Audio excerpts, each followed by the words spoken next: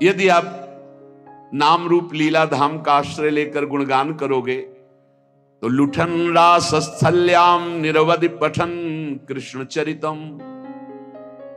कृष्ण सबके चित्त का आकर्षण करने वाले, ये जो हमारा आकर्षण होता है ना परस्पर शरीरों में, वो श्री कृष्ण का होता है, शरीरों का नहीं होता है। आप समझ नहीं पाते।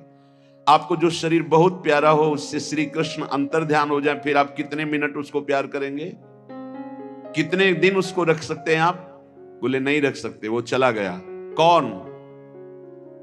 बोले अमुक। नहीं, अमुक तो शरीर का नाम था, शरीर के अंदर कौन था उसको नहीं जाना, इसीलिए अज्ञानी हो, इसीलिए तुम रो रहे हो। अगर उसको जाना होता तो आनंद में मगन हो जाते, क्योंकि वो केवल अंतर्धान हुआ है, वो कहीं गया नहीं है, वो उसी में विराजमान है, वो सर्वत्र विराजमान है। बोले मुर्दे में भगवान विराजमान? हाँ, वो केवल अंतर्धान हुआ है, वो आपको अपनी नजरों से ओझल कर लिया है, वो वही है।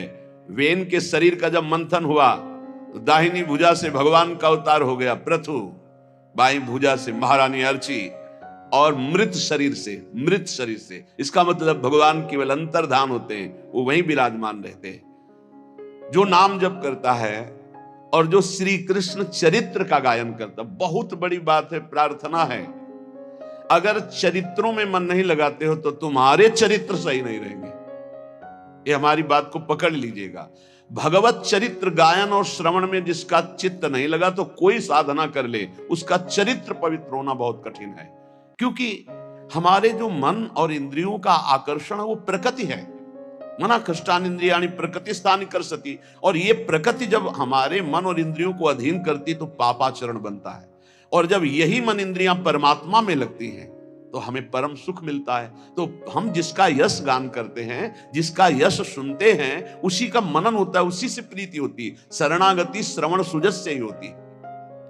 अगर हमारे कानों में सुजस न जाए, भगवान के चरित्र न जाए, तो पावनता नहीं आ सकती। महामोह का नाश करने के लिए समर्थ है भगवान के लीला चरित्र। महामोह महिषेश विशाला, राम कथा कालिका कराला। जैसे महिषासुर का मर्दन त्रिभुवन में कोई नहीं कर सकता था, तो महान दुर्गा रूप धारण करके प्रभु ने विनाश किया उसका।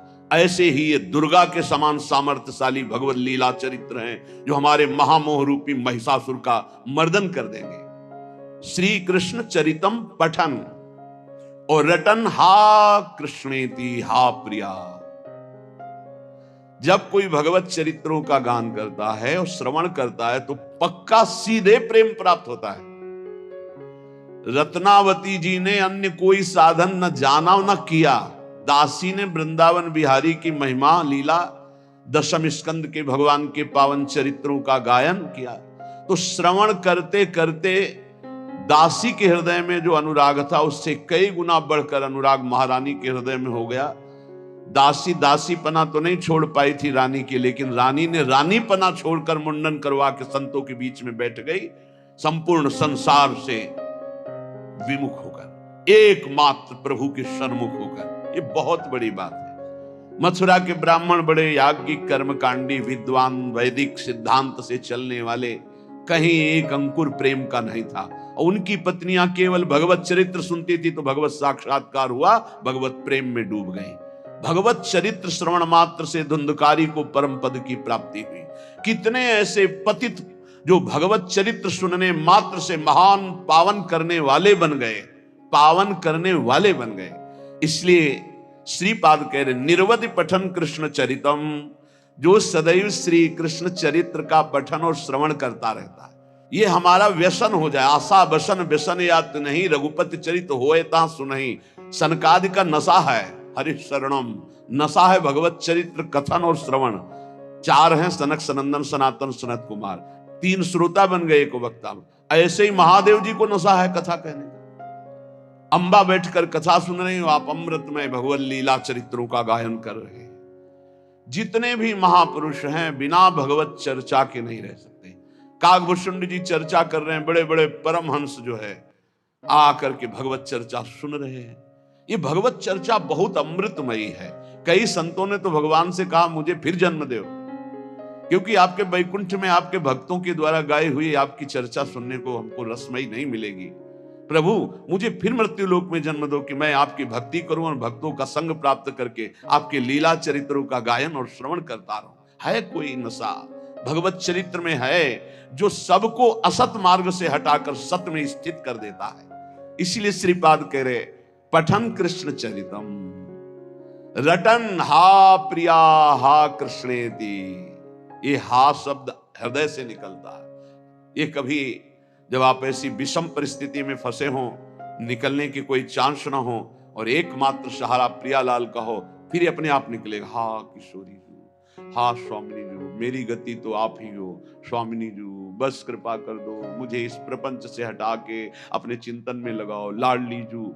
ये जब अंदर से प्रकट होता है ना हा हा, तो ये सब मिटा देता है वासनाओं को। अंदर से जब प्रकट होता है, हम रोज निरंतर नाम जप करते हैं, कभी एक बार अंदर से आ जाए, 24 घंटे में आर्त भाव से एक बार पुकार लूं, तो प्रतिपद मटश्चापि परितः लुठन रासस्थल्याम, वो चलते चलते इतना शिथिल हो जाता है, थक नहीं, शरीर में इतना प्रेमावेश हो जाता है, खड़े रहने की सामर्थ्य नहीं, इस भूमि पे बैठ गया और लौट रहा, हा प्रियाजू हा कृष्ण। भगवत चरित्र सुनने वाला हा प्रिया हा कृष्ण ऐसा रटने वाला श्रीधाम वृंदावन की भूमि में लौटता है। लुठन रासस्थल्याम त्रुटन नाना ग्रंथि, ये जो नाना प्रकार के बंधन थे, काम के, क्रोध के, लोभ के, मोह के, मद के, मत्सर, सब नष्ट हो गए। राधा राधा त्रुटन नाना ग्रंथि स्फुट अमल भावो श्रुनिवहैर, अब निर्मल भाव में अश्रु प्रवाह हो रहा। लाडली मेरी प्रिया नटन गायन वृंदावन मति महान पंकिलयति, नाचता है एकांत में अपनी प्रिया प्रीतम के लिए, गाता है प्रिया प्रीतम के लिए, आनंद की उमगन में गायन होता है। जब प्रीतम सामने होते तब नृत्य होता है, और प्रीतम की रूप माधुरी गुण माधुरी जब हृदय में अपना प्रभाव दिखाए हुए तो उसी का गायन होता है। फिर इतना रोना आता है कि वृंदावन मति महान पंकिलयति, वो अपनी अश्रुधारा से जहां बैठता है वहां गीली भूमि कर देता है। इतना अश्रु, आनंद अश्रु, विरह अश्रु, दो प्रकार के अश्रु होते हैं। एक मिलन की प्रबल आकांक्षा में रुदन, रुदु सुश्रम राजन कृष्ण दर्शन लालसा, और एक आनंद अश्रु, निर्खत नित्य विहार पुलकित तन रोमावली, आनंद नयन सुधार। ये आनंद अश्रु छाए हैं प्रिया प्रीतम, अद्भुत आनंद में रो रहा है। वो कोई दुखी नहीं है, वो कोई चाह नहीं कर रहा, कोई चाह नहीं, अचाह स्थिति का रुदन। इसलिए कह रहे हे भाई मेरी बात मान लो, त्वया कंठम पीतम यदि परम पीयूषमपि किम, तुम जो चाह कर रहे हो कि अगर ये मिल जाए ये मिल जाए तो मैं बहुत आनंद में हो जाऊं, तो मैं तुम्हें बता दूं, यदि तुम अमृत पान कर लो तो भी तुम विषयी और भयभीत रहोगे। क्या देवता अमृत पान नहीं किए क्या? क्या वो विषयी नहीं है क्या?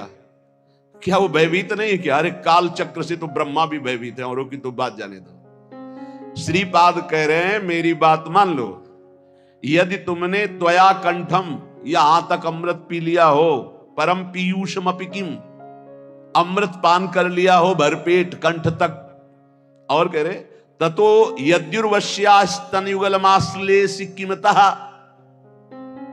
एक दूसरी सबसे बड़ी आकांक्षा होती है कि अगर सुंदर भोग करने को मिल जाए तो ऐसी सुंदरी त्रिभुवन में नहीं जैसी उर्वशी जी हैं। क्योंकि एक बार नर नारायण भगवान तपस्या कर रहे थे, अब भी तपपरायण है, तो देवराज इंद्र को घबराहट हुई कि इनकी तपस्या तो इतनी प्रबल है कि कोई भी पद ले सकते हैं, तो कहीं मेरा पद न ले ले। तो उसके पास आखिरी बाण होता है अमोघ काम। जैसे विश्वामित्र जी जब तप के द्वारा नई सृष्टि की रचना करने का संकल्प करने लगे, देवराज इंद्र घबरा गए कि ये तो नया स्वर्ग नई सृष्टि सब रच देंगे। तो भेजा मेनका को, बहुत ही सुंदर, सर्वांग सुंदर, मलय मारुत, बसंत ऋतु, गंधर्व गायन विद्या में प्रवीण और अप्सरा नृत्य प्रवीण, हाव भाव करती हुई मेनका मुनि के समीप डरती हुई कहीं भस्म न कर दें। महान तप के तेजा पुंज जो ब्रह्म ऋषि पदवी को कहाने के लिए वशिष्ठ जी को विवश कर रहे थे, बहुत बड़ी सामर्थ्य तप की होती है। लेकिन ज्ञान की सामर्थ्य के आगे तप कुछ नहीं होता। वशिष्ठ जी के ब्रह्म बल के आगे विश्वामित्र जी का कोई भी बल काम नहीं करता था। बड़ा प्रसंग है, हम तो केवल इशारे में बता रहे। ऐसे महान तप के धनी को डरते हुए मुस्कुरा, उनका निर्भय रहो, डरो मत, समीप आओ। ये सब क्या है? भगवान केवल आपको प्रसन्न करना चाहते। मेरी प्रसन्नता बस भगवान, ये हमारा सारा सेवा का जो परिकर है, बस आपको एक बार मुस्कुराते हुए देखना चाहते, तो तुम निर्भय हो जाओ। और फिर मुस्कुराहट बदल गई सहवास में, और जब गर्भ रहा तब उनको होश आया विश्वामित्र। तो उनका नहीं नहीं, मैं कभी नहीं रुक सकता अपने मार्ग में, तू कितना भी उपाय कर ले माया। और फिर अपने तप में लग गए, कुछ नहीं, मेरे को रोक नहीं। यही सबसे खास बात साधक की होती है। चूक हो गई तो हो गई, लेकिन रुकना नहीं है, रौंदना है। हर वासना को रौंद कर आगे बढ़ना। निकल गए।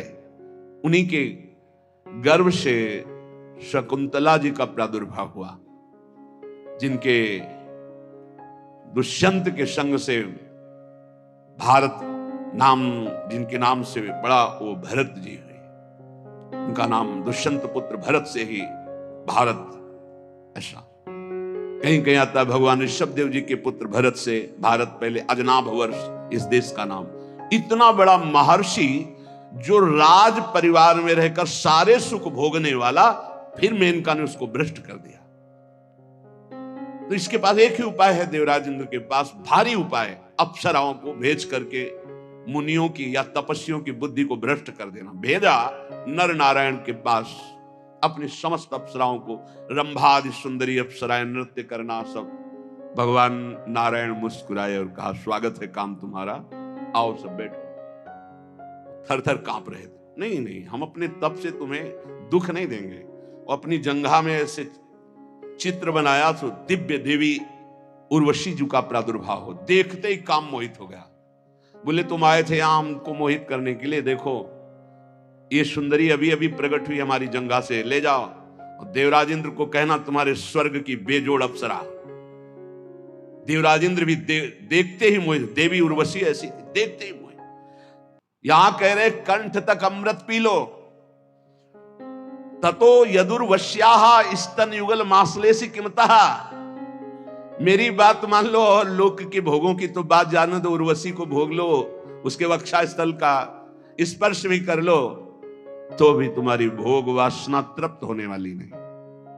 आपको उदाहरण से ज्यादा पुष्टता मिलेगी। महान राज ऋषि कहा गया है इनको, पुरुरवा को। बड़ा धर्मात्मा, संयमी, नियमनिष्ठ। भगवान श्री कृष्णचंद्र जी स्वयं अपने मुख से उद्धव जी को उनका यश सुना रहे हैं और उनकी दुर्दशा बता रहे हैं उर्वशी के कारण। भगवान कह रहे हैं, उद्धव मल्लक्षणम इमं कायम लब्ध्वा मद्धर्म आस्थितः आनंदम परमात्मानो मात्मस्थम समुपैति माम। उद्धव, ये शरीर केवल मेरी आराधना करने के लिए मिला है। मानव शरीर केवल भगवत प्राप्ति के लिए मिला है। इसी से केवल मेरी प्राप्ति हो सकती है और किसी योनि से नहीं। इस मनुष्य शरीर को मैं कृपा करके देता हूं। एक एक शब्द ध्यान से सुनना। उद्धव, ये मनुष्य शरीर केवल मेरी प्राप्ति के लिए है। मेरी प्राप्ति केवल इस मनुष्य शरीर से हो सकती है। इस मनुष्य शरीर को प्राप्त करके जो मेरी भक्ति नहीं करता, मेरे को प्राप्त नहीं करता, उसको बहुत दुख भोगना पड़ता है। सो परत दुख पावई सिर धुनि धुनि पछताए काल ही कर्म ईश्वर। अभी चूंकि माया आपको आकर्षित कर रही, तो आपको यह शब्द समझ में नहीं आ रहा कि बाद में पछताना क्या पड़ेगा। बड़े बड़े महापुरुषों ने अंतिम समय की स्थिति का अनुभव करके ज्ञान के द्वारा कहा है, मन पछताई है अवसर भी तब लगे गया शरीर, अब क्या होगा। जो हमने कमाया वो तो सब यही रह गया, और जिस लिए आया था वो तो काम कर नहीं पाया, अब क्या हो। भारी काल ही कर्म ईश्वर मिथ्या दोष लगा, झूठ बोलता है। हमारे भाग्य में भजन होता तो भजन हो जाता ना। अरे ईश्वर की इच्छा ही नहीं थी, ईश्वर की इच्छा तो थी, तभी तो तेरे को मानो दे दिया। मैं करुणा करके मनुष्य शरीर केवल अपनी प्राप्ति के लिए देता हूं। मैं सबके हृदय में विराजमान हूं, परमानंद स्वरूप हूं, मेरा भजन करे परमानंद में डूब जाएगा। लेकिन गुणमय्या जीव योन्या विमुक्तो ज्ञान निष्ठया गुणेषु माया मात्रेषु दृश्यमानेषु वस्तुतः वर्तमाने पि न पुमान युज्यते वस्तुभिर्गुणै। जीव की जितनी योनियां हैं, जितनी गतियां हैं, वो सब 3 गुणों से होती है, सतोगुण, रजोगुण, तमोगुण। जब तक किसी महापुरुष का संग प्राप्त करके अज्ञान का नाश करके ज्ञान नहीं जागृत होता है, तब तक वो भटकता रहता है नाना प्रकार के भोगों में। सतोगुण, रजोगुण ये सदैव उसको टिकने नहीं देते, भगाते रहते, ये भोग, ये भोग, ये सुख, ये दुख, बस ऐसे चक्र में। ये सब माया मात्र है, भ्रम मात्र है, स्वप्न मात्र है। ये कब अनुभव होता है? जब उसको दिव्य ज्ञान की प्राप्ति हो जाती है। उद्धव फिर वो ज्ञानी महात्मा सब समाज में विषयों के बीच में रहते हुए भी, व्यवहार करते हुए भी वो कभी बंधता नहीं है। इसका कारण है वो गुणों की सत्ता को ही नहीं मानता, त्रिगुणातीत अवस्था को प्राप्त हो जाता है। इसलिए उद्धव, यदि मनुष्य शरीर मिला और सत्संग मिला तो मेरी बात ध्यान से सुन लो। संगम न कुर्या दशताम शिष्णोदर त्रिपाम क्वचित तस्यानुगस्त मस्यंधे पतत्यंधानुगांधवत। साधक को यह ध्यान रखना चाहिए कि बड़ी कृपा से मनुष्य शरीर मिला और फिर भगवत मार्ग मिला। अब ऐसे लोगों का कभी संग नहीं होना चाहिए जो केवल 2 में आसक्त है, रसेंद्री और जनेंद्री। खूब अच्छा खाने को मिले, खूब काम भोग भोगने को मिले, ऐसे विषयी पुरुषों का संग त्याग दे, चाहे वो स्त्री शरीर हो चाहे पुरुष शरीर हो, बिल्कुल दूरी बना के रखे, नहीं तो दुर्गति पक्की है। संगम न कुर्या दशताम शिष्ण उदर त्रिपाम क्वचित। ये 2 इंद्रियां अगर वश में है तो पूरा जितेंद्री माना जाता है। 9 इंद्रियां वश में है, अगर 1 इंद्री रसेंद्री नहीं है तो वो जितेंद्री नहीं माना जाता, क्योंकि रसेंद्री नहीं तो जनेंद्री को रोक ही नहीं सकता। इस बात को ध्यान रखना चाहिए। ऐसे असत पुरुष, कामी पुरुष का संग कभी नहीं करना चाहिए, क्योंकि जीव ही कामी पुरुषों का संग होता है तो उनके परमाणु अंदर आकर के अपने को काम वेदना में विवश कर देते हैं। और जैसे अंधे का सहारा लेकर अंधा चलता तो दोनों कुआं में गिरते हैं, नष्ट हो जाते हैं, ऐसे ही फिर नरक रूपी कूप में, भव रूपी कूप में उसको गिरना पड़ता है। देखो, मैं तुम्हें उदाहरण में बताता हूं। एला सम्राडिमाम का गाथा मगायत बृहच्छ्रवाहा उर्वशी विरहान मोहन निर्विरणा शोक संयमे। जिस समय जैसे आपके पास जितना रुपया है उतना ही आप आभूषण खरीद सकते हैं, ऐसे आपके पास जिस कोटि का पुण्य उस कोटि का भोग आएगा सामने। अब कहते हैं आप सराय नहीं आती ऋषि मुनि को भ्रष्ट करने के लिए, जिससे लोग पूछते हैं 100 रुपया में जब आप फिसल जाओगे तो 1 करोड़ देने की जरूरत क्या है, और 1 करोड़ में तुम गिर गए तो फिर अरब देने की जरूरत क्या है, 1 अरब देने की जरूरत क्या है। तो अपने लोग तो बहुत ही मर्त के घृणित लोकों में, मृत्यु लोक के घृणित भोगों में भगवान को भूल गए, तो अप्सरा भेजने की जरूरत तो है नहीं, योग्यता ही नहीं है। अप्सरा देवी है, कोई साधारण नहीं है।